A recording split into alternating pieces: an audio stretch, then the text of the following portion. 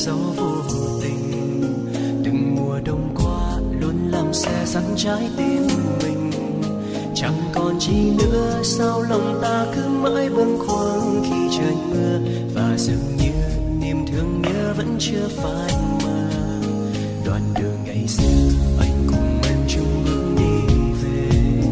Đoạn đường hôm nay riêng mình anh lấy gót ê chề. Đường vào tình yêu sao giờ đây sẽ lối chia đôi trong tình yêu. Bởi vì đâu hai chúng ta không thể có nhau. Còn nhớ những lúc đông đuôi vui với nhau em thường tươi cười. Và em nói em sẽ mãi yêu đến cho cuộc đời. Thời gian như con nước trôi, lời em như cơn gió thôi. Và giờ đây em bỏ anh một mình đơn côi. Nếu lúc trước em đừng tới, có lẽ tốt hơn người ơi. Và anh chẳng cần bận tâm những điều gian dối. Nếu lúc trước em đừng nói những tình yêu đầu môi. Thì đâu buồn chỉ khi mỗi đứa một phương trời.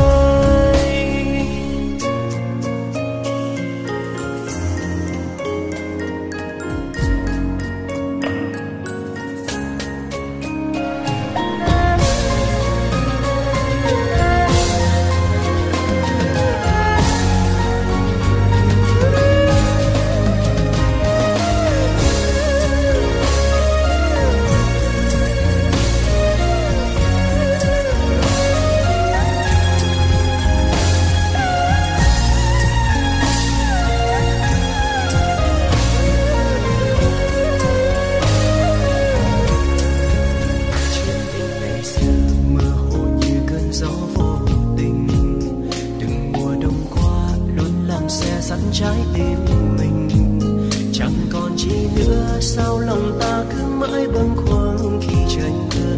Và dường như niềm thương nhớ vẫn chưa phai mờ. Đoạn đường ngày xưa anh cùng em chung bước đi về. Đoạn đường hôm nay riêng mình anh lấy gót ê chề. Đường vào tình yêu sao giờ đây sẽ lối chia đôi trong tình yêu. Bởi vì đâu hai chúng ta không thể có nhau. Còn nhớ những lúc đắm đuôi vui với nhau em thường tươi cười. Và em nói em sẽ mãi yêu đến cho cuộc đời.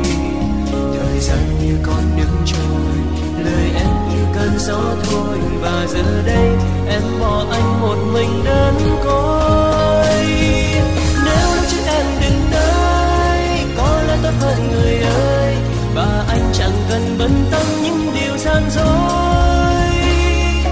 Nếu lúc trước em đừng nói những tình yêu đầu môi.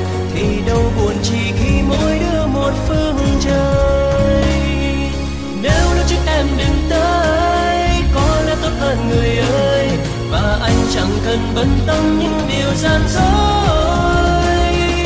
Nếu lúc trước em đừng nói những tình yêu đầu môi. Thì đâu buồn chỉ khi mỗi đứa một phương trời.